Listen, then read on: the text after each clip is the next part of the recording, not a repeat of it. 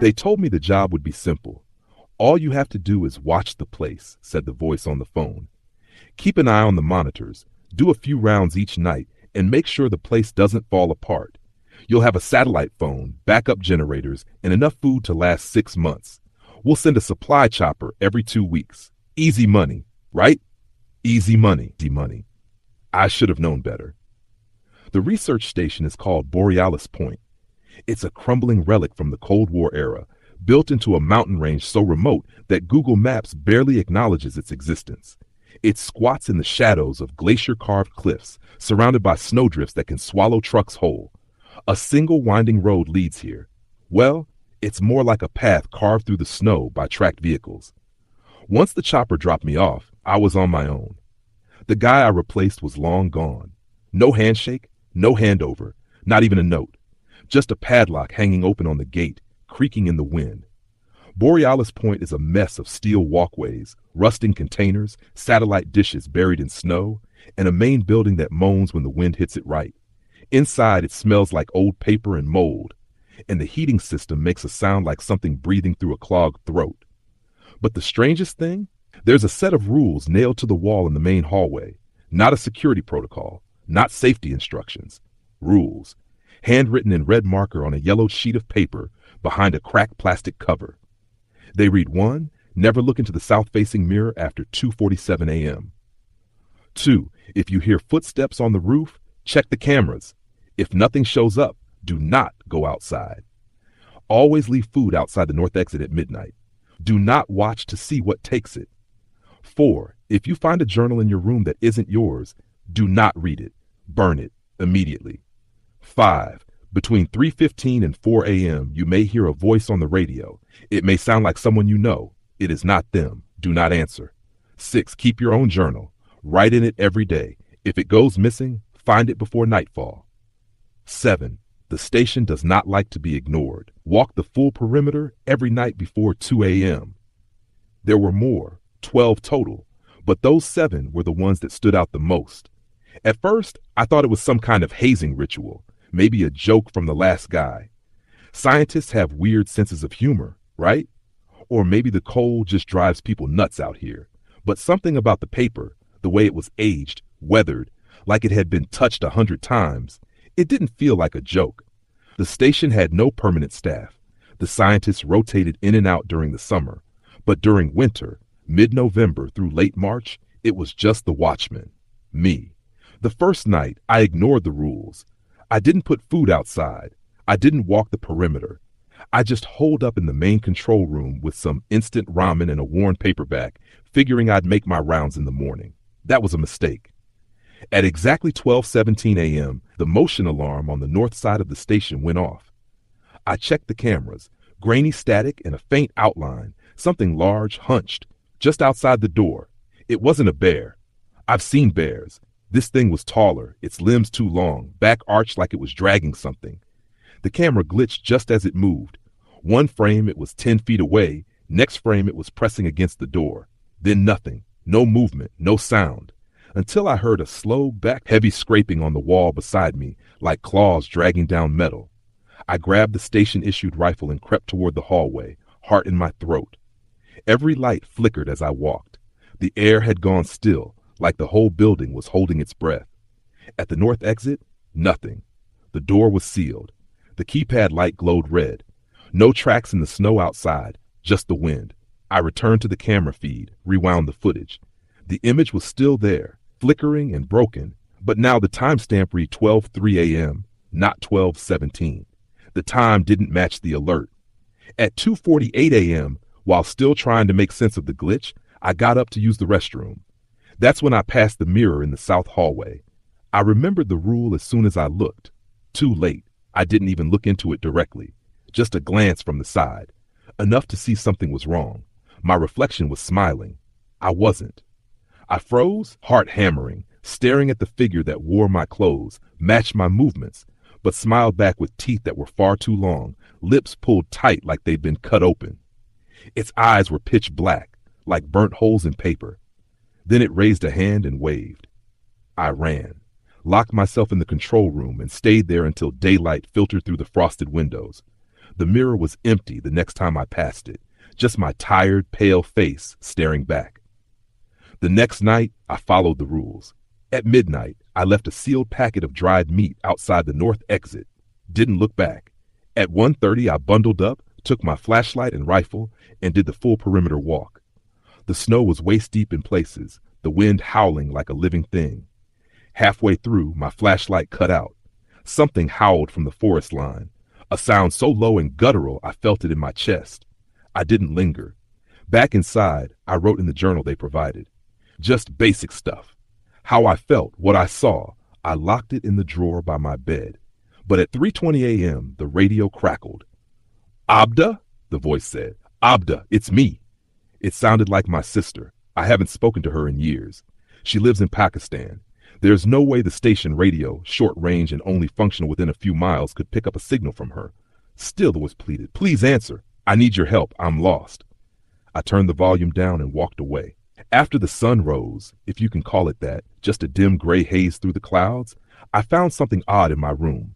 A second journal. It was nearly identical to mine. Same cover, same number of pages, even the same pen I'd been using was lying next to it. But the entries weren't mine. The handwriting was different, slanted, erratic, getting worse the further it went. I flipped through it cautiously, stopping at a page near the back. The final entry was just one word, repeated over and over until the ink bled through the paper. I followed the rule. I took it outside and burned it.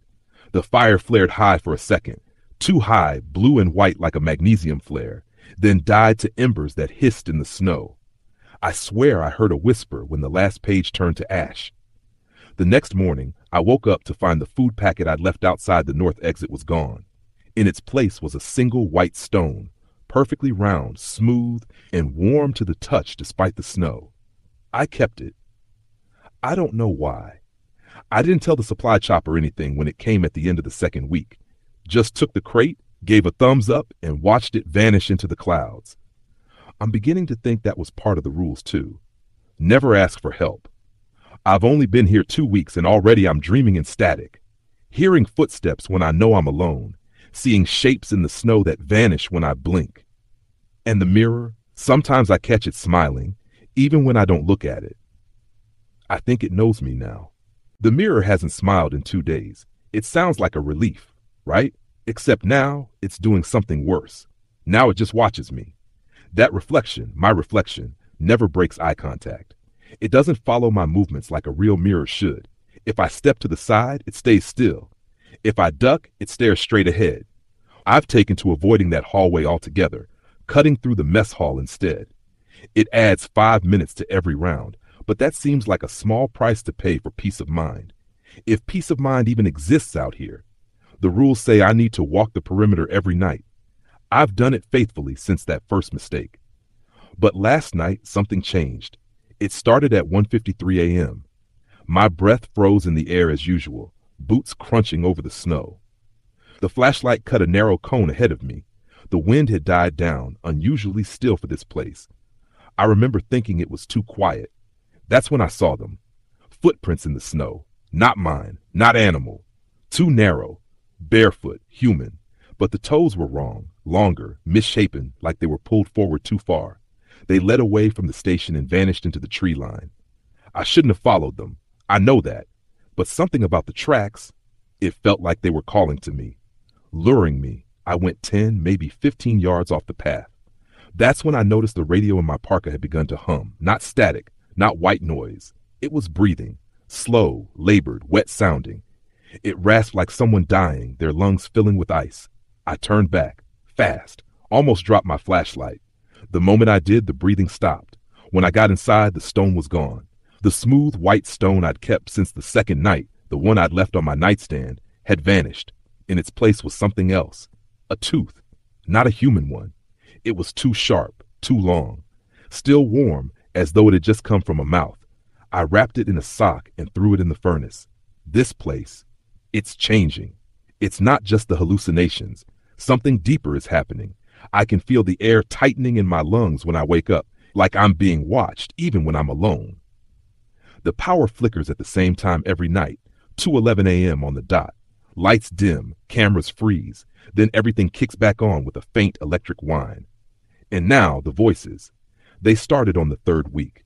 First, soft whispers beneath the floorboards. I thought it was wind, but then they moved, followed me from room to room, always just out of reach. Sometimes they say my name, sometimes they cry.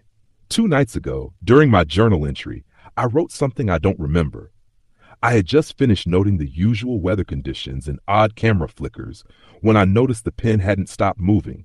My hand was still writing on its own. I tried to pull it away, but it felt stuck, like my wrist wasn't mine. When I finally tore it back, this is what had appeared on the page. The walls are not real. Stop digging. It's underneath.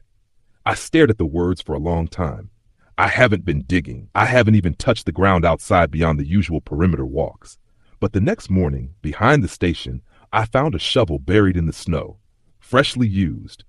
Its metal still wet with earth. No footprints, no signs of a person, just the shovel. I didn't touch it. I did check the foundation, though. Around the back of the station, where the terrain slopes downward, the snow has thinned. I kicked at the base of the building and heard a hollow sound. There's a crawl space. It's not on the station map, not mentioned in any of the binders or maintenance reports, but it's there, sealed with rusted bolts and a chain padlock. I haven't opened it yet. Last night, the radio flared again.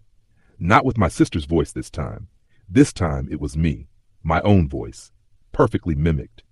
It said, "You can't leave," over and over in a deadpan tone that felt hollow and lifeless, like a recording. But I never said those words. I've never even thought about leaving, until now. This morning, something else happened. The most disturbing thing yet. My journal is missing. Not the fake one, the real one. The one I've been writing in every night, following the rule. I keep it in the same drawer.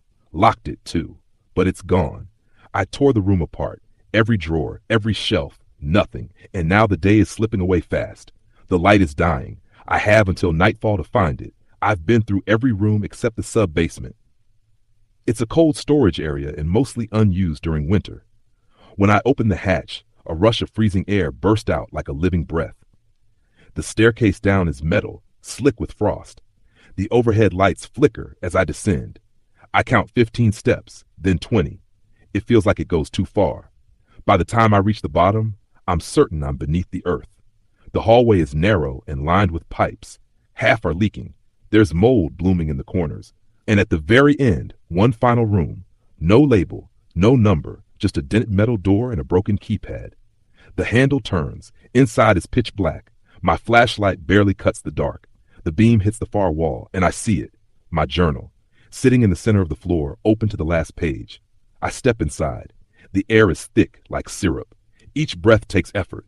I reach for the book, but as I kneel, I feel something brush against my back. A whisper curls against my ear. "You're not supposed to be here." I whip around, nothing. The door creaks behind me, then slams shut. I run, slam into the door, wrench the handle, twist it until my wrist hurts. It opens, finally. I don't look back. Back in my room, I toss the journal on the bed and lock the door.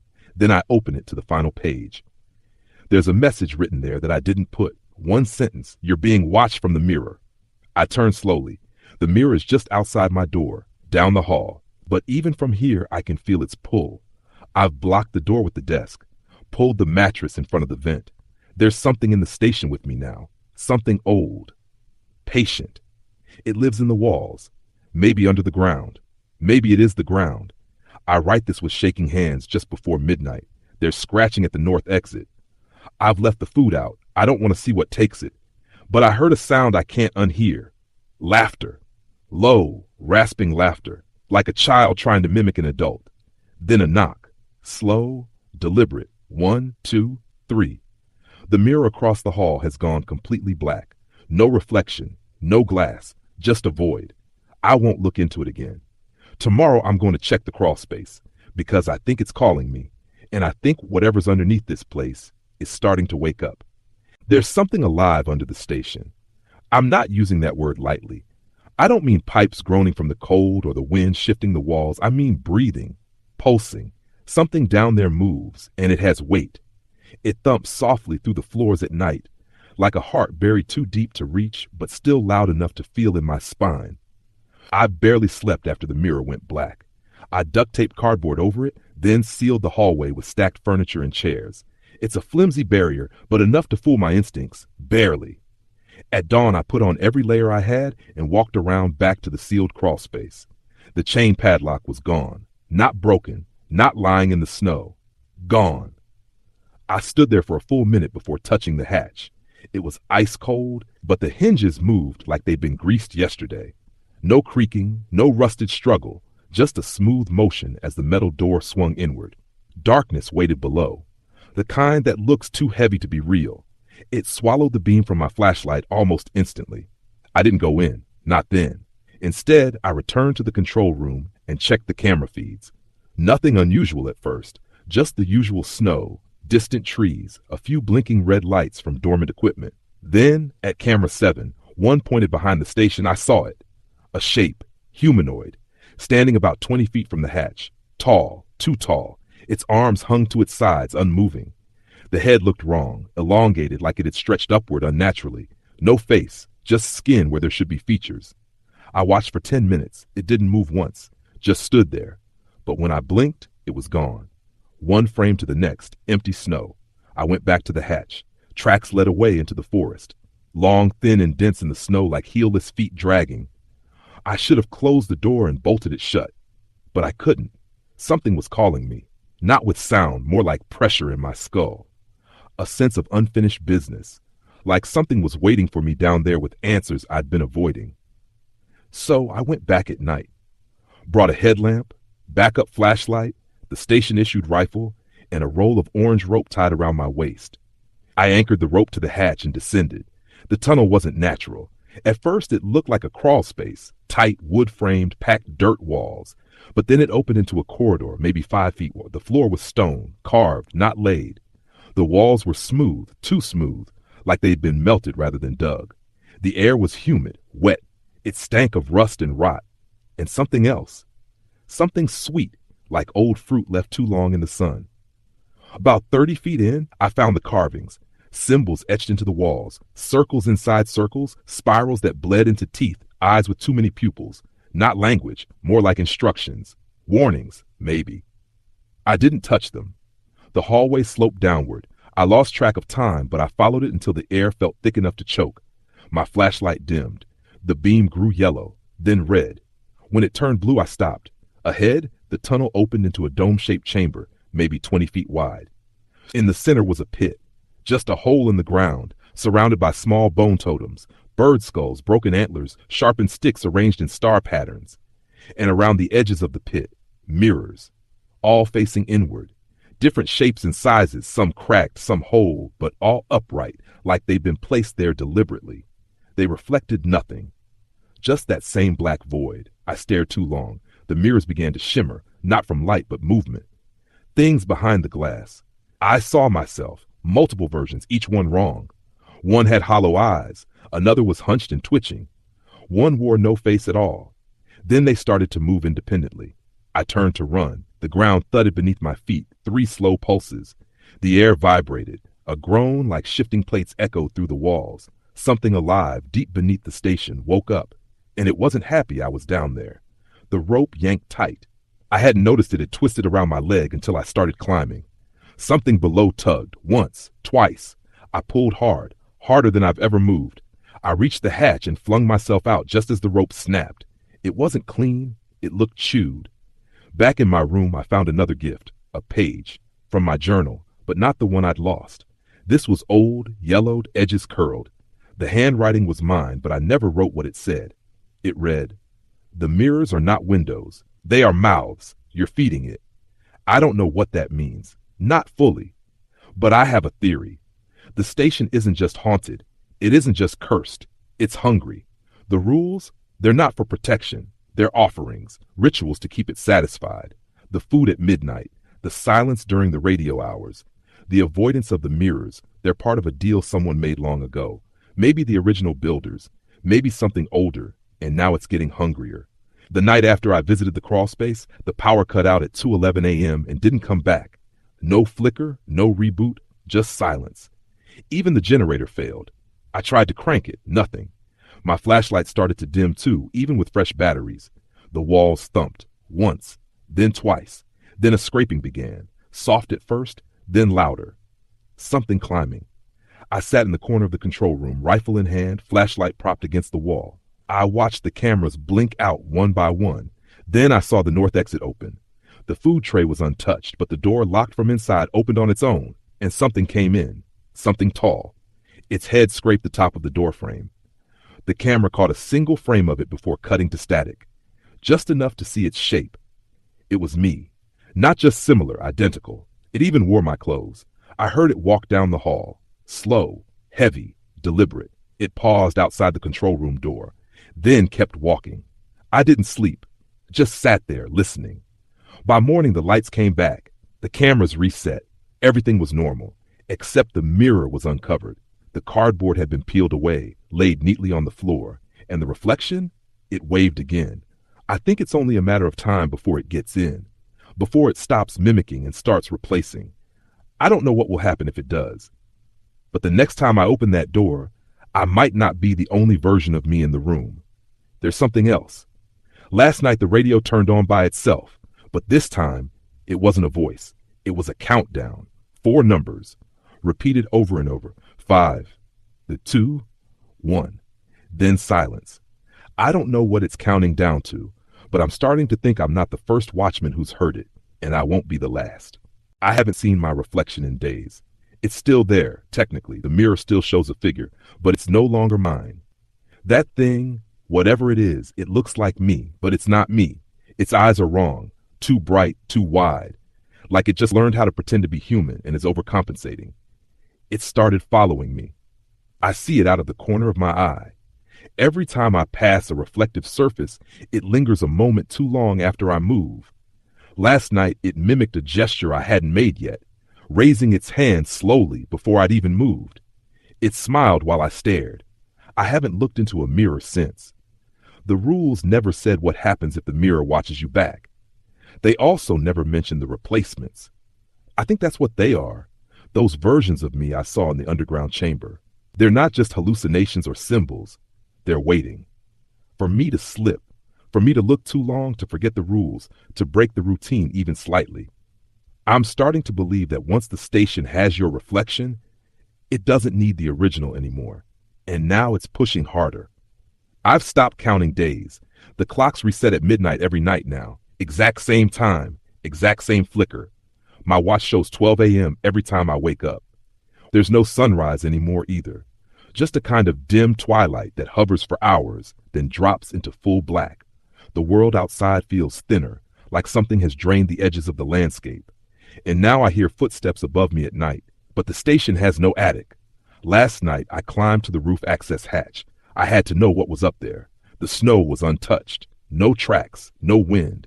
But the hatch itself, on the inside, was smeared with handprints. Dozens of them. Some small, some wide and long, all pressed into the frost like they were reaching from the inside out. I haven't been sleeping. The whispering doesn't stop long enough. The walls murmur in my voice now. I hear fragments of memories I've never had, names I don't recognize. One keeps repeating, Nathaniel. I don't know a Nathaniel, but I found a key card in the maintenance locker yesterday with that name on it. Nathaniel Cross, research lead. There's no record of him in the logs, no personnel file, no photos, but the card works. It opened a door at the far end of the sub-basement that I hadn't noticed before, buried behind a wall of shelves and collapsed ceiling panels. The room inside was clean, too clean, sterile, white-walled, completely preserved. No mold, no frostbite damage, no time decay at all, like it had been sealed yesterday. Inside were journals, tapes, and one long reel of film labeled The First Watchman. I didn't watch it, not yet, but I read through one of the journals. The first few entries were technical, monitoring temperature fluctuations, borehole readings. Then they got stranger. One entry stood out. March 18th, Subject D is responding to the mirror, 3 hours, 27 minutes before it mimicked speech. No microphone input. It learned purely from observation. We believe the mirror is no longer reflecting light, but memory. Echoes of self. Project Sumerian is nearing completion. Project Sumerian. That phrase repeated throughout the logs. Over and over. Until finally one last entry. June 2nd, Nathaniel missing, mirror room sealed, replacements unstable. If you find this, don't answer the radio after dark. That's how they get in. I haven't touched the radio since, but it still talks. 2 nights ago, it whispered to me without power, completely off, just a cold speaker, and yet it hissed. He's already in your skin. You're just the echo now. I thought it was madness, stress, sleep deprivation. But today, I found a photo in the wall, tucked behind the insulation, black and white, dusty, water-stained. A group shot, 8 researchers standing in front of this very station. One of them was me, same face, same scar under the left brow, standing in the back row, labeled in handwriting as Nathaniel Cross. I don't know what that means. I don't remember any of it. But it makes sense now why the mirrors mimic me so well, because I've been here before, and maybe I never left. Maybe I'm not the first version of me in this place. Maybe I'm the last. Tonight, something worse happened. The station door opened again. I watched it from the security feed. 1:46 a.m. The lock disengaged itself. The door creaked, and something stepped in. Another version of me. Not just similar. Perfect. He looked around like he was home, smiled at the camera. Then this is the part that broke me. He waved, to me, directly at the camera. I shut off the monitor, barricaded my door, hid in the supply room until morning. When I came out, the door logs were wiped clean. No entry recorded, but my boots, they were wet, covered in snow. I haven't left this room. I didn't wear them, but someone did. There are rules, yes, but no one tells you what happens when they stop working. I think the rules are decaying like the rest of the station. The rituals aren't enough anymore. The thing beneath, the pit, the mirrors, whatever ancient god or entity these people tried to bottle up, it's leaking through. Every reflective surface is a portal now, not just the hallway mirror, even the window panes, the polished steel kettle in the kitchen, the surface of my spoon. I saw a hand reach out of it this morning. It didn't grab me, just hovered, tapping slowly like it was testing the barrier. I've covered everything. Tinfoil, bed sheets, duct tape, but I still feel it. The weight, the pressure in my skull, the feeling that there are more of me now than ever before, and only one of us can survive. Tomorrow, I'm going back to the underground chamber. I'm going to break the mirrors, all of them. If I'm the echo, then it's time to shatter the source. I went down with a hammer, no flashlight, no rope, no backup, just a claw hammer I found in the supply locker, and the absolute certainty that if I didn't act now, I wouldn't survive the week. I told myself the mirrors had to be the root of it all. Break the mirrors, break the reflections, stop the spread, kill the copies. Simple. I didn't expect the screaming. I waited until 2 a.m. when the station goes quiet in that particular suffocating way. The kind of quiet that feels personal, like it's waiting. I unsealed the hatch and descended. The air was warmer down there, unnaturally so, like being inside a throat. The tunnel welcomed me like it was swallowing something it already owned. The descent was faster this time. Maybe I was moving quicker. Maybe the tunnel was shorter. Maybe time doesn't work right anymore. The chamber hadn't changed. The pit still pulsed at the center like a silent heartbeat.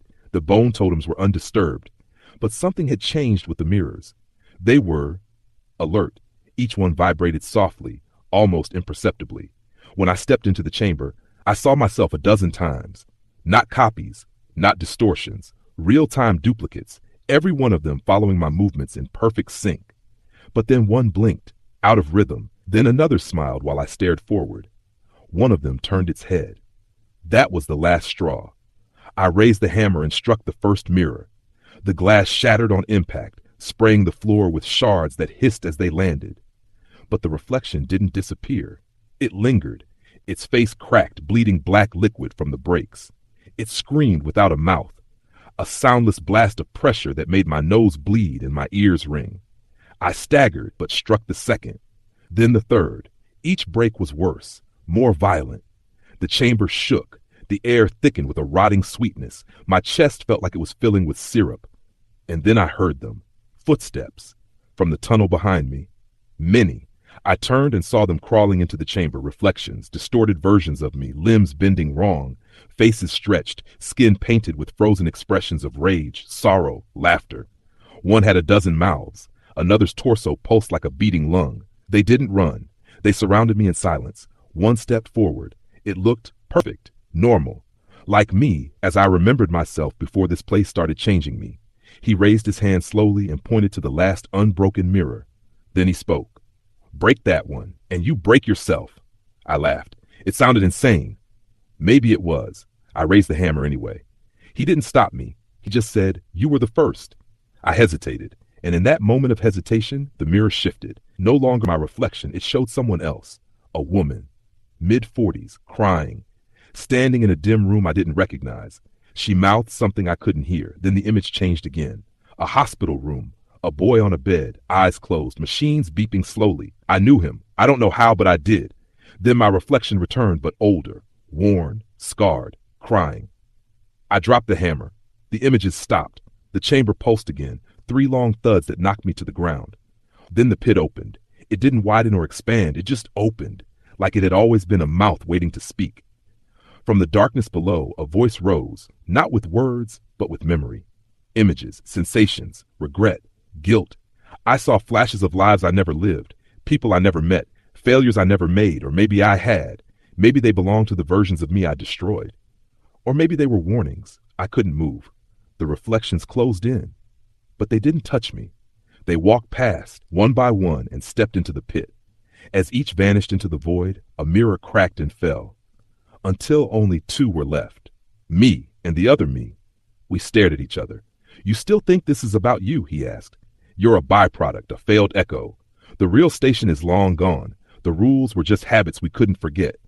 "Then what is this?" I asked. He smiled. "A memory of survival, a looping ritual to keep the pit from waking fully. But you broke the loop." The chamber trembled violently. The last mirror shattered. The scream that followed was pure nothing. Not sound, absence. A hole in reality. I clutched my ears, but there was nothing to block. The pit devoured light, air, thought. The other me stepped into it. He didn't fall, he was taken. And then I was alone. No pit, no mirrors, just silence. I climbed out. When I emerged from the hatch, it was daylight, bright, clear, and freezing cold. The first real sun I'd seen in weeks. The snow was undisturbed. The cameras were dead. The station door was open. Inside, everything was wrong. No frost damage, no smell, no dust. The rooms were empty, as if they'd never been used. The control room had no logs, no equipment, just a desk and a chair. In my room, my bag was packed. On the bed was a single sheet of paper. Typed. "You ended it, or maybe you started it. Either way, someone has to watch now, until the next echo returns." And beneath it, rules for the new Watchman. 1. Never acknowledge your reflection. 2. Feed the station at 12:30 a.m. sharp. 3. Do not respond to voices on the radio between 1 a.m. and 3 a.m. 4. Stay inside after dark. 5. Don't let yourself remember. 6. Do not try to leave. 7. If you see someone that looks like you, close your eyes and count to 10. If they're still there, run. I've earned the note. I grabbed my bag and walked into the snow. But something tells me I'll be back. Not because I want to, because I already am. I walked for hours, maybe days. The sun never moved. No shadows shifted. Just a steady, blinding brightness against the snow that gave me nothing. No direction, no warmth, no hope. I thought I could escape it all, that I had broken the cycle. But there was no end to the white. Every ridge I crested, every valley I crossed, it all circled back. I started noticing footprints in the snow, my own. I'd follow them out of desperation, and after miles of trudging, I'd come to an empty patch of land, until I saw those same prints again, behind me this time. Sometimes there were more than one set. Sometimes they weren't mine. I stopped trying to track the time. My food ran out, but I didn't feel hunger. My lips cracked, but I never shivered. It was like the cold had stopped meaning anything. The wind whispered my name in voices too familiar to be strangers, my own voice, echoing from a directionless sky. And then one morning, or what I guessed was morning, I saw the station again. There it was, the same silhouette against the snow. Smoke rising gently from the chimney like someone had just added a log to the fire. The front door stood open. I didn't approach it first. I watched from a hilltop, waiting for any movement. But there was nothing. So I went back. I wish I could say I was dragged, possessed, compelled. But the truth is, it felt like home. Inside, everything was exactly as I left it. The bed made, the kettle cold, my reflection missing from the mirror in the hallway. There was a new note on the desk. You lasted longer than most. Welcome home, Watchman. I crumpled it and threw it into the waste bin. But I didn't leave again. I couldn't. The station won't let you go. Once it chooses you, you're caught in its rhythm. I wasn't the first. I won't be the last. That night, the power flickered back on at exactly 12:30 a.m. The lights glowed like nothing had ever gone wrong. The old rules scrawled in the security office were still there, still burned into the wall, still waiting to be followed. So I followed them. I fed the station at the usual time. I stayed away from the mirrors. I kept the radio off. I barricaded the door after dark. And that's when I saw him. Not a reflection this time. A man outside in the snow, wearing the same parka, same face, but different eyes. He looked at the station like he'd never seen it before. He hesitated at the threshold, staring at the door, just like I once had. He's out there still, circling the building, looking for a way in. I don't know if he knows what's waiting for him. I think he's me, another version. Maybe the next one. Maybe I'm not the Watchman anymore. Maybe I'm just part of the house now. One of the rules, a fixture, a whisper behind the wall. I started hearing tapping from the mirror again, and when I passed it tonight, there was a reflection. But it wasn't me. It was him, the new one, outside, staring through the glass like it was a window. He reached toward it, toward me, and for a moment I thought he could see me too. I almost reached back, but I remembered the rule. Don't acknowledge your reflection. So I kept walking. Because that's the only thing left to do here. Walk, watch, obey. This station is a wound, a scar that echoes through time. It remembers every footstep, every word, every scream. You don't guard the station. You become it. And someday soon, when the wind howls just right and the snow buries the last sign of life for miles, the door will creak open again, and a new Watchman will arrive, just like I did. He'll find the rules waiting. He'll try to survive, and the loop will begin again. Because the station is always hungry, and the mirror always remembers.